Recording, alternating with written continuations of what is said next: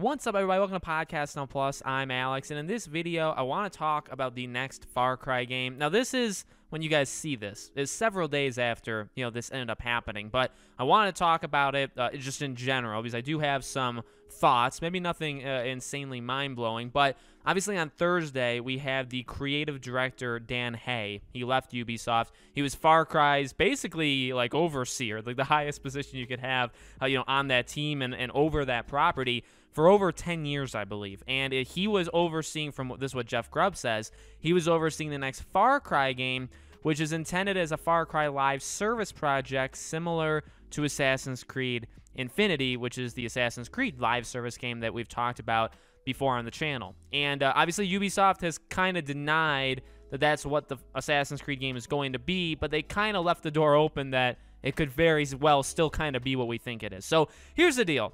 Again, it's not mind-blowing, kind of my thoughts on it. I'm kind of just done. I'm kind of just sick and tired of this stuff. Now, granted, I think I have a little bit more of an open mind when it comes to games than I maybe would when it comes to maybe movies or anything else in entertainment. Maybe like making a left when I feel like they should make a right. I feel like I have a little bit more of an open mind when it comes to games, mainly because I try to play a lot of different kinds of games, even games that I'm not, even normally very high into, and I can see them for what they are, and maybe I like them and maybe I don't.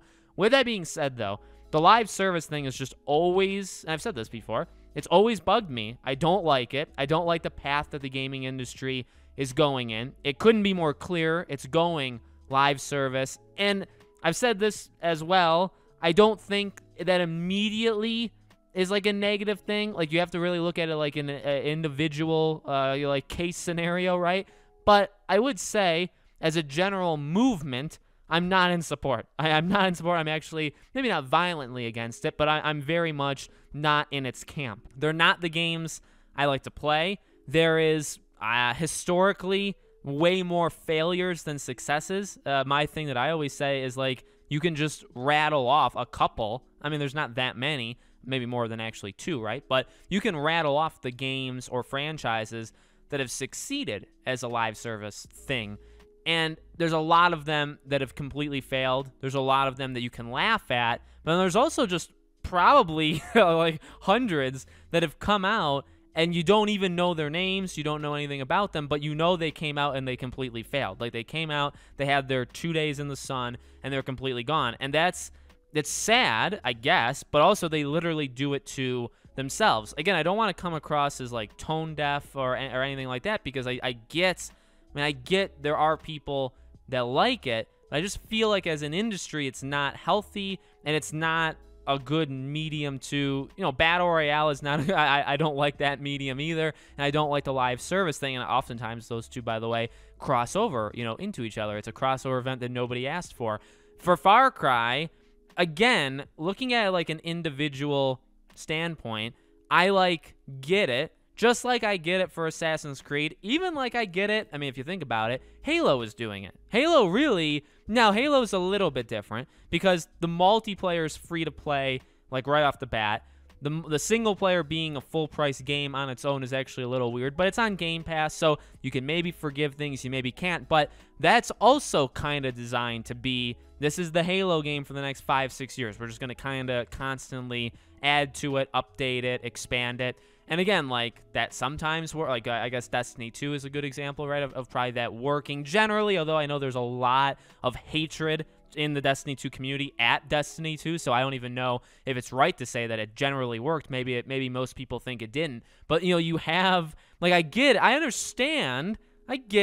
wanting Halo to be around forever but not wanting to make more than one game. I get it. Assassin's Creed, you make this huge world, and not just like one world, like you make a world that can contain more than one world, and you just kind of add to them.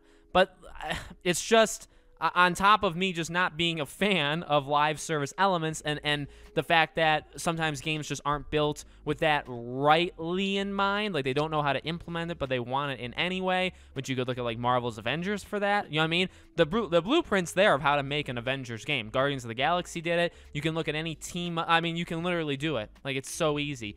well, okay, I guess, yeah, you know what, I'm not going to apologize for that. It's relatively easy to make a good story-based Avengers game. That's not what they wanted to do. They wanted to have a little bit in there, but they really wanted to have a live service game, which they did not really make the game suitable for, right? So you have like that stuff going on, and then you also just have, I would say, maybe the ruining of franchises. So it's bad enough when you start a game and you kind of want it to be more than one thing. You want it to be live service. In fact, live service is what you're kind of being told you need to make it, but you really want to make it something else, and you can't really figure out anything to do. That's bad enough. But then when you have them ruining franchises, potentially, but, you know, again, I'm not saying Halo, by the way, because I think Halo will actually be completely fine, and I think that may be a good case study of how to do it right. But again, that's like a rare case. That's like 1 out of every, like, 30 games may do it right, and then you have 29 pathetic failures. You know what I mean? It's just because it's Halo. So, or, you know, or maybe it's because the studio and the talent's actually good. So you have those things that pop up. But,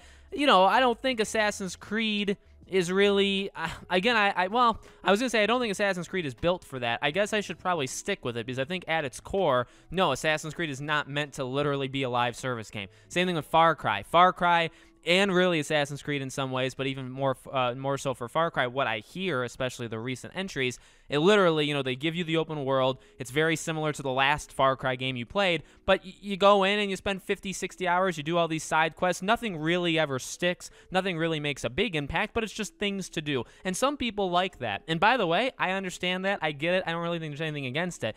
I guess that maybe is more so leaning towards live service, but I would still argue that it's not. That's more not towards live service than it is. And obviously Ubisoft doesn't care. So I guess what's most disappointing to me is that we're continuing to see this live service thing, because I really wish it would just die.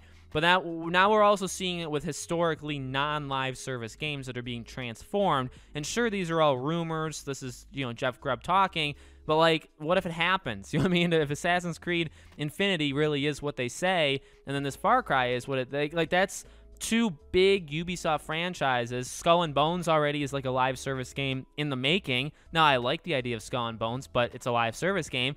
You know, Watch Dogs, I mean, is Watch Dogs going to be next? Probably. I actually don't see why it wouldn't be. It's more of a cross between like Far Cry and Assassin's Creed, where I just feel like most of the stuff you do in that game doesn't matter whatsoever. It's got a little bit more of that fun, more vibe, or like constantly moving with like Far Cry, but it was maybe more based in Assassin's Creed originally. Why not? Splinter Cell, can you force it into a live service game? Probably not. Probably that's why they didn't really want to do it for the longest time. So, you know, it just sucks to see these franchises change, and maybe that sounds like I'm like an old man who like wants things to stay the same. Not really. I just don't want things to turn into garbage. I feel like that's a completely different thing. So let me know what you guys think in the comments below. Make sure, as always, you guys are subscribed to the channel. Hit the bell icon so you guys know when all these videos go up. I do a brand new video on the channel every single day, and so I hope to see you guys for tomorrow's video.